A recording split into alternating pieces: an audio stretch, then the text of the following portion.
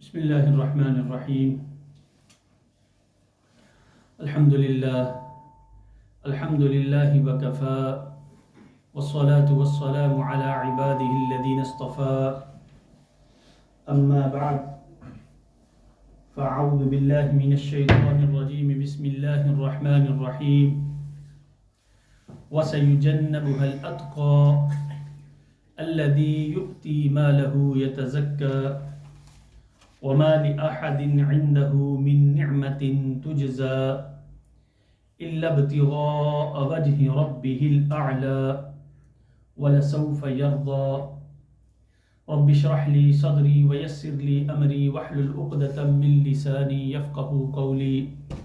وقال الله تبارك وتعالى في مقام آخر: إن الله وملائكته يصلون على النبي يا أيها الذين آمنوا صلوا عليه وسلموا تسليما. اللهم صل على سيدنا محمد وعلى آل سيدنا ومولانا محمد وبارك وسلم عليه. الصلاة والسلام عليك يا سيدي يا رسول الله. الصلاة والسلام عليك يا سيدي يا حبيب الله، وعلى آلك وأصحابك وسلم عليك يا محبوب رب العالمين. سامعین ذی وقار، اللہ رب العزت قرآن کریم میں ارشاد فرماتا ہے: وَسَيُجَنَّبُهَا الْأَتْقَى، اور دور رکھا جائے گا اس سے ہر طرح کے گناہ کو. اتقا جو نہایت ہی پرہیزگار ہے. الذی یؤتی مالہ یتزکا، اور وہ یؤتی مالہ، وہ اپنا مال دیتا ہے، اپنا مال اللہ کی راہ میں وہ خرچ کرتا ہے اپنے دل کو پاک کرنے کے لیے. الذی یؤتی مالہ یتزکا، وہ اپنا مال دیتا ہے اللہ کی راہ میں تاکہ اس کے ذریعے اپنے دل کو پاک کرے. وما لأحد عنده من نعمت تجزا. دنیا کا دستور ہے کہ اگر آپ کسی کے اوپر خرچ کریں یا کسی کو کوئی چیز عطا کریں تو تصور یہ کیا جاتا ہے کہ آپ کا اس پہ کوئی احسان ہے یا اس نے آپ کے اوپر کوئی احسان کیا ہوا ہے، کوئی نیکی کی ہوئی ہے جس کے بدلے میں آپ اسے مال یا آپ اس پہ کوئی احسان کر رہے ہیں. قرآن کریم یہاں فرما رہا ہے: وَمَا لِأَحَدٍ عِنْدَهُ مِن نِعْمَةٍ تُجْزَى، کہ کسی کا ان پہ کوئی احسان نہیں کہ جس کے بدلے کے طور پہ وہ اپنا مال اس انسان کے اوپر خرچ کر رہا ہے یا راہ خدا میں اللہ کی رضا کے لیے خرچ کر رہا ہے. إِلَّا ابْتِغَاءَ وَجْهِ رَبِّهِ الْأَعْلَى، صرف اور صرف چاہتا یہ ہے إِلَّا ابْتِغَاءَ وَجْهِ رَبِّهِ الْأَعْلَى کہ اللہ رب العزت کی رضا مل جائے، اللہ کی خوشنودی حاصل ہو جائے. وَلَسَوْفَ يَرْضَى، اور ضرور اللہ رب العزت اس سے خوش ہو جائے گا. کتنا عمدہ بیان ہے کہ آپ اللہ کی راہ میں خرچ کر رہے ہیں اور اللہ ارشاد فرما رہا ہے إِلَّا ابْتِغَاءَ وَجْهِ رَبِّهِ الْأَعْلَى.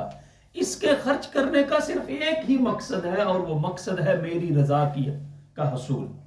اور میں وَلَسَوْفَ يَرْضَى، اور میں اس سے ضرور راضی ہو جاؤں گا. یہ آیات مبارکہ امام الصحابہ، پیشوائے شریعت، صداقت کے منتہائے کمال، خلیفۃ الرسول امیر المؤمنین حضرت سیدنا ابو بکر الصدیق رضی اللہ تعالی عنہ کی شان میں نازل کہ اللہ رب العزت نے ان کو یہ مقام عطا کیا: وَسَيُجَنَّبُهَا الْأَتْقَى، کہ اللہ رب العزت نے دور رکھا جائے گا اس سے ہر طرح کے گناہ کو. اتقا جو نہایت ہی پرہیزگار ہے، سب سے زیادہ متقی ہے. ان آیات طیبات میں اللہ رب العزت جو مکہ مکرمہ میں نازل ہوئی ہیں، بطور تقابل دو چیزوں کا اللہ رب العزت نے ذکر کیا. وہ دو چیزیں کیا ہے؟ لا یصلاها الا الاشقى، الذی کذب وتولی. یہاں پہ پہلے اللہ رب العزت نے فرمایا وَسَيُجَنَّبُهَا الْأَتْقَى. اتقا مطلب ہوتا ہے سپرلیٹو ڈگری، اور اس سے قبل اللہ رب العزت نے فرمایا اشقا، جس کا مطلب ہوتا ہے بدبخت. یہ بھی سپرلیٹو ڈگری ہے. دونوں چیزوں کا اللہ رب العزت نے ذکر فرمایا. پہلے فرمایا لا يصلها الا الاشقى، کہ جہنم میں وہی جائیں گے جو سب سے زیادہ بدبخت ہیں. اس سے مراد وہ منافقین ہیں، وہ سرداران قریش یا امیہ بن خلف، ابو جہل اور ان کے پیروکار. آقا علیہ الصلوۃ والسلام کی شریعت کا سورج پوری آب و تاب کے ساتھ چمک رہا ہے، اور پھر بھی اسلام نہ قبول کر سکے، ہدایت کی روشنی کو نہ حاصل کر سکے. اللہ نے فرمایا یہ سب سے بڑے بدبخت ہیں کہ میرے مصطفیٰ کریم کی ذات ان میں موجود ہے. اشقا، بڑے بدبخت ہیں. پھر بھی الذی کذب وتولی، انہوں نے جھٹلا بھی دیا اور روح گردانی بھی کر دی. اور آگے فرمایا وَسَيُجَنَّبُهَا الْأَتْقَى، اور دوسرا گروہ وہ ہے جو ابو بکر کا گروہ ہے، جو عمر فاروق کا گروہ ہے، جو علی المرتضیٰ کا گروہ ہے، عثمان غنی کا گروہ ہے، جو ان کے پیروکار ہیں، ان کے ماننے والے ہیں، میرے آقا کے صحابہ ہیں. وَسَيُجَنَّبُهَا الْأَتْقَى، اللہ رب العزت ان سے ہر طرح کے گناہ کو دور رکھے گا. اتقا، سب سے بڑے متقی یہ ہیں، میرے مصطفیٰ کا قرب انہیں حاصل ہے. الذی یؤتی مالہ یتزکیٰ، مال راہ خدا میں خرچ کرتے ہیں صرف اس لیے کہ اللہ کا قرب حاصل ہو جائے، اپنا دل صاف کرنے کے لیے راہ خدا میں مال خرچتے ہیں. وَمَا لِأَحَدٍ عِندَهُ، سورۃ واقعہ میں اللہ رب العزت نے فرمایا اصحاب الیمین ما اصحاب الیمین، دائیں ہاتھ والوں کی کیا عمدہ شان ہوگی. واصحاب الشمال ما اصحاب الشمال، اور بائیں ہاتھ والے کتنے بدبخت، کتنی خستہ حالت ہوگی ان کی.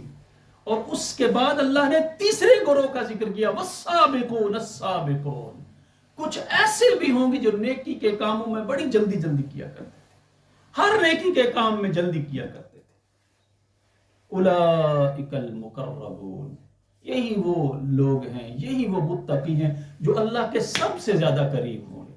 فی جنات النعیم سلۃ من الاولین وسلۃ من، دوستو ہر جمعے پہ غالباً میں کہتا ہوں پڑھا کرو قرآن کا، ترجمے کے ساتھ پڑھنے کی کوشش کرو. تو اللہ نے فرمایا وَمَا لِأَحَدٍ عِندَهُ مِنْ، ہمارا تو دستور ہے ہم کسی کو کچھ دے دیتے ہیں تو پھر گنے نہ بھی دل میں دوستو ضرور خیال رہتا ہے یار انہوں بڑی ہیلپ کی تھی، انہیں میرا خیال نہیں کیا.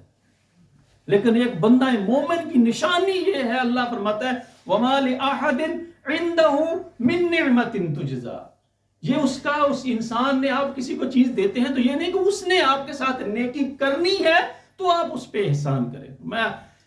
جو نیک بندہ ہے وَمَا لِأَحَدٍ، اس کا کسی کا کوئی احسان نہیں اس کے اوپر کہ مِن نِعْمَةٍ تُجْزَى، کہ جس کا وہ بدلہ، جس کی وہ جزا دے رہا ہے إِلَّا ابْتِغَاءَ وَجْهِ رَبِّهِ الْأَعْلَى، صرف اور صرف اللہ رب العزت کی رضا اسے درکار ہے.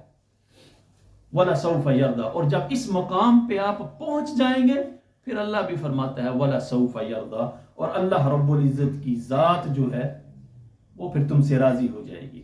حضرت ابن عباس رضی اللہ تعالی عنہ سے مروی ہے کہ حضرت بلال رضی اللہ تعالی عنہ نے اسلام قبول کیا تو آپ کا جو آقا تھا امیہ بن خلف، وہ آپ پہ بڑا ظلم کیا کرتا تھا. ایک روز آپ کو اذیت دی جا رہی تھی تو میرے آقا و مولا سید الانبیاء صلی اللہ علیہ وآلہ وسلم کا گزر ہوا تو آپ صلی اللہ علیہ وسلم واپس تشریف لائے اور آپ صلی اللہ علیہ وسلم نے فرمایا احد ینجی کا. بلال کہہ رہے تھے احد احد، اللہ رب العزت کی ذات ایک ہے. تو آقا علیہ الصلوۃ والسلام نے فرمایا جس کا تم ذکر کر رہے احد ینجی کا، وہی خدا تجھے اس برے وقت سے نجات عطا فرمائے گا. حضور نے اس بات کا ذکر حضرت سیدنا صدیق اکبر رضی اللہ تعالی عنہ سے فرمایا اور رازدان نبوت جان گئے کہ آقا علیہ الصلوۃ والسلام کیا چاہتے ہیں. اسی وقت آپ گھر گئے، آدھا سے روایات میں آتا ہے سونا لیا اور حضرت سیدنا بلال رضی اللہ تعالیٰ عنہ کو آزاد کروایا. اور جب آپ بلال کو آزاد کروا کے لے آئے تو ان آیات مبارکہ کا نزول ہوا وَسَيُجَنَّبُهَا الْأَتْقَى، اللہ رب العزت دور رکھے گا اس سے ہر طرح کے گناہ کو، اور وہ بڑا متقی ہے. وما لأحد عنده، کوئی بدلہ نہیں، کوئی اس کا احسان نہیں تھا بلال کا اس کے اوپر، صرف اللہ کی رضا کے لیے اس نے اسے آزاد کر دیا۔ دعا ہے اللہ رب العزت سیدنا بلال رضی اللہ تعالیٰ عنہ کی سیرت ہمیں اپنانے کی توفیق عطا فرمائے، عشق رسول کا وہ جذبہ عطا فرمائے۔ انشاءاللہ العزیز اس عنوان کو اگلے جمعۃ المبارک پہ بھی جاری رکھیں گے۔ دعا ہے اللہ رب العزت دین اسلام کی تعلیمات پر عمل کی توفیق عطا فرمائے۔ وما توفیق الا باللہ، سنتے عطا فرمائے۔